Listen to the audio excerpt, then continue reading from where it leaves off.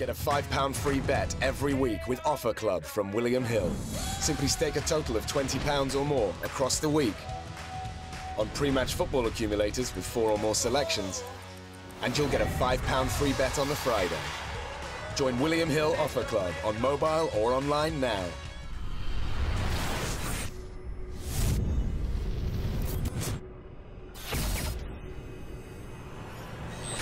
This is Kuban Cassius Rifle TV and association with Macklin Jim Marbell. Post-fight interview with Eddie Hearn. Sum up the night, or sum up... 3 World Championship defeats. How do you think the night went? Let's start with Brook Golovkin. First of all, in your opinion, Dominic Ingle spot on to pull him out or not? You know, I know that fight fans have come, you know, they want a clinical knockout, and when a guy breaks his cheekbone and can't see and sees about 3 Golovkins in front of him, if that goes, if that shatters completely, that's career over.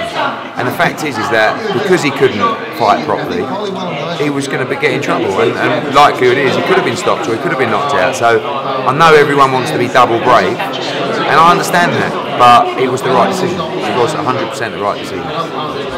What was you thinking? Let's start with the first round. How did you think that started? Terribly. Yeah. I mean, he come out and Kell's been really on a level all week, you know, and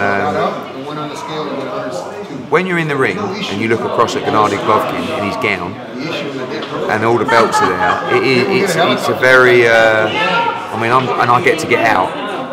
It's a very, very daunting sight.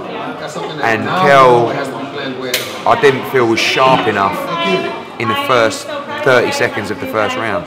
He got hit by a shot, he got buzzed by the shot, he was in a bit of trouble, he weathered the storm, and then he ended the round well. The second round was just absolutely epic.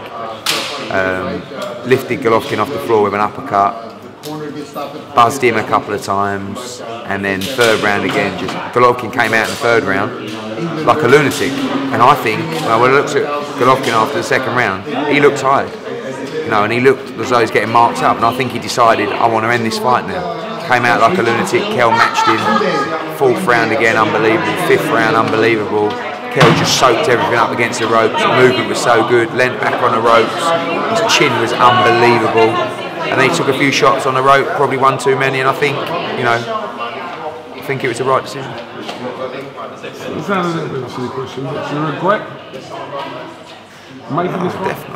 I mean, why would I regret it? That just because he lost? I mean, 1, it was a great fight. 2, it was a huge event. 3, we brought the #1 pound-for-pound fighter in the world to Britain. Alright, I'll ask you a different way. During the fight, did you ever think to yourself, before Kell went in, maybe this wasn't a great idea? No, because he was winning the fight. I mean, it was only really at the end of the 3rd round, or even the 2nd round, I was thinking, he's going to win this fight. No. So at that stage, fantastic. 4th round started getting on top a little bit. 5th round was the round I thought he's in trouble. His eye's no good. He's in pain, and he's, you know, I don't believe he's going to win a fight from him. So, you know, already, you know, Kell's in hospital now, getting, you know, hopefully he doesn't have to have an operation, but he's getting scanned now. And just reading Twitter, you know, Sugar Ray Leonard, Evander Holyfield, Joe Calzaghe, all these greats talking about Kell Brook, you know, as a warrior, and his stock has risen considerably tonight. Is it very unlikely that he'll go back down to 147? He might do it for Amir Khan, but I think you'll most likely see Kell at 154. I still don't think that size was a major factor. It was a disadvantage. You could see that in the fight, but I don't. You know. I think it's more a case of Kell having to come down and make 147 again. Yeah, of course, that's. But you know, there were no big fights. Now you've got, you know, Peter Nelson from HBO saying, Canelo, please. Would you be interested in that fight? I said, fucking right and all.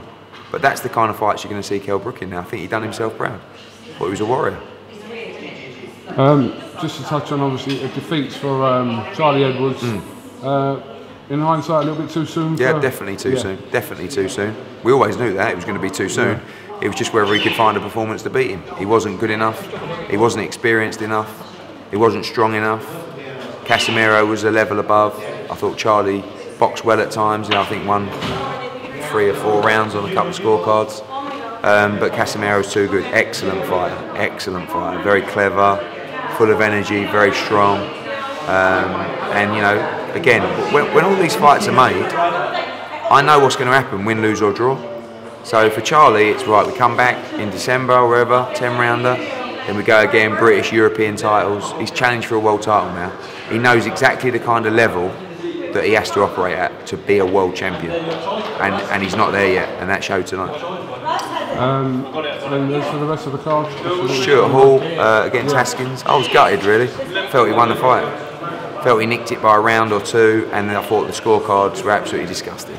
117, 111, 116, 112, 115, 113. Okay, if you want to give Haskins a fight by 2 rounds, I don't see it, but you know.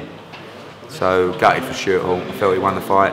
How can you give the fight to a guy who boxed? Haskins didn't do anything.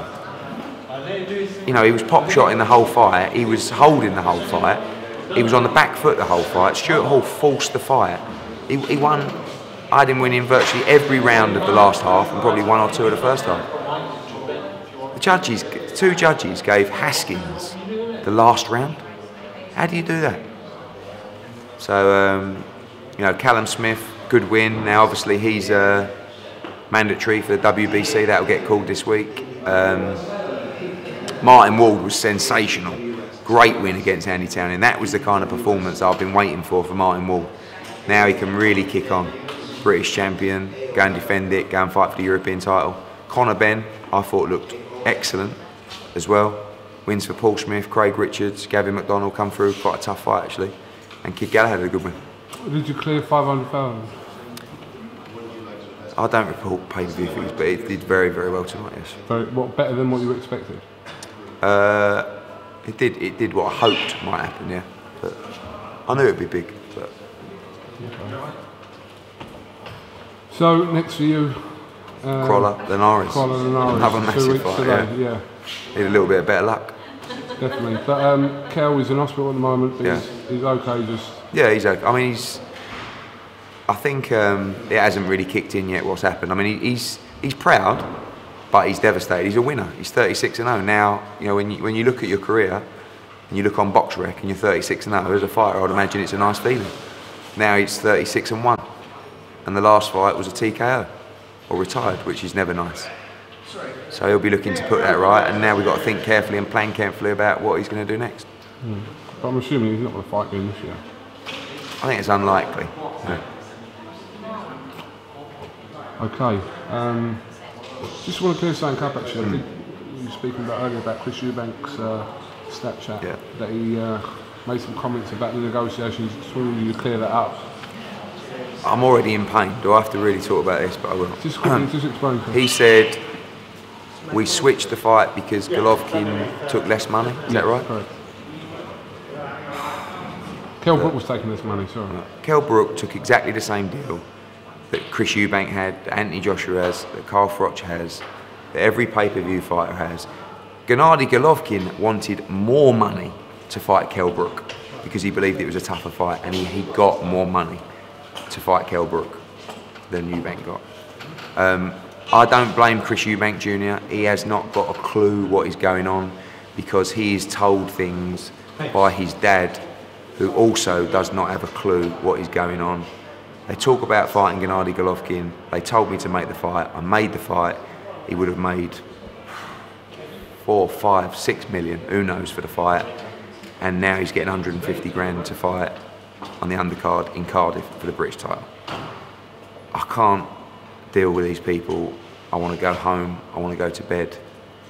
If you want to fight, if you believe in yourself, if you want to be in the big fights, I make them happen. That's what I do.